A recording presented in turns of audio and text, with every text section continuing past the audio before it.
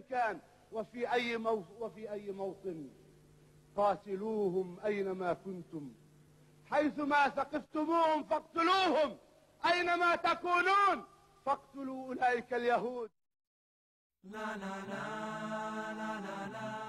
The Chofetz Chaim Heritage Foundation is proud to present the worldwide Tisha B'Av event 5770, Our One Safe Harbor, Emunah, a new audio-visual presentation by the renowned speakers Hagoyna Rav Matisyahu Solomon, Rabbi Fischel Schechter, Rabbi Pesach Krohn in Program A, and in Program B, Rabbi Zev Leff and Rabbi Jonathan Rieti.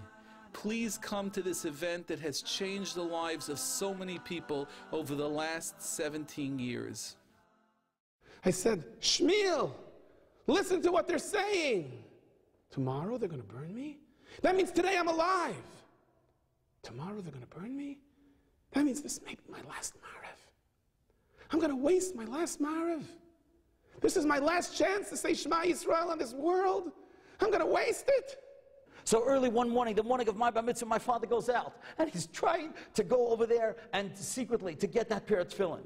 And I'm watching from the window. I'm watching from the window as he's coming back. And I see that he's holding something cupped in his hands. And all of a sudden, when he's about maybe 20 feet away from our barracks, a Nazi comes out. He was hiding behind the tree. And he shoots my father. And he kills my father. Baruch Atah Hashem, I'm standing in front of you. And he said, forget the doctors. He said, forget the Askanim. Forget the people that are trying to help. Forget the cab drivers, forget the world. It's between me and you, Rabbi Neshalaylam, Baruch Atah Hashem, Elokeinu melech ha'olam shehakol niya b'dvarai. You created everything. You created me, you created my daughter. You created the passion of a moment. You help me. The king dies and does not leave instructions as to who should be the next king. So of course, what do you think the two princes are doing? They're vying and campaigning against each other. Finally, one of them comes up with a brilliant idea. And he calls together all the members of his father's royal cabinet. And he says to them, my dear members of my father's royal cabinet, I have very solemn information to share with you.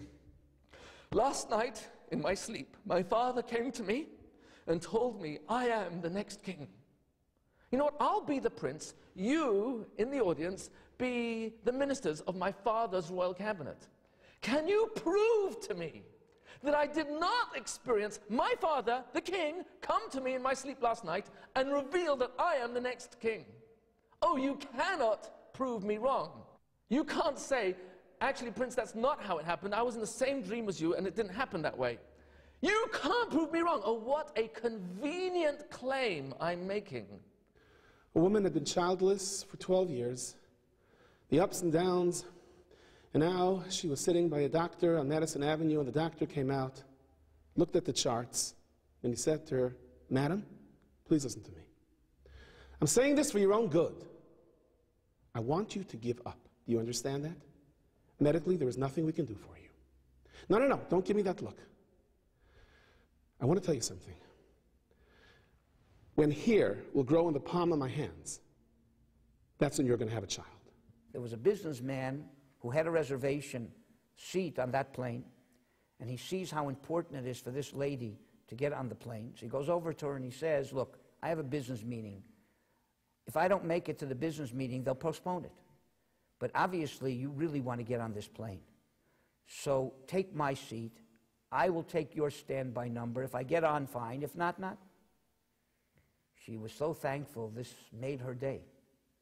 And the man felt that he did somebody a favor and inconvenienced himself. He never got on the plane. She got on the plane. How long did it take for it to be obvious that this was not her lucky day? And this man didn't do her a favor, he did himself a favor. His mother, Mrs. Esther Waxman, she pleaded and she begged mothers throughout the world, Yiddish mothers, that when you're benching Licht Friday night, please to have her son in mind. Thursday night, there were 100,000 people at the Kaisel that davened for his safety and for his deliverance. But sadly, it was not to be. And Friday night, Nachshon Waxman was killed. And so Motzei Shabbos, there was a tremendous levaya. And at his levaya, his father, Rabbi Yehuda Waxman, said something that is so powerful and so strong and so unbelievable that these words will go down in history until Mashiach comes.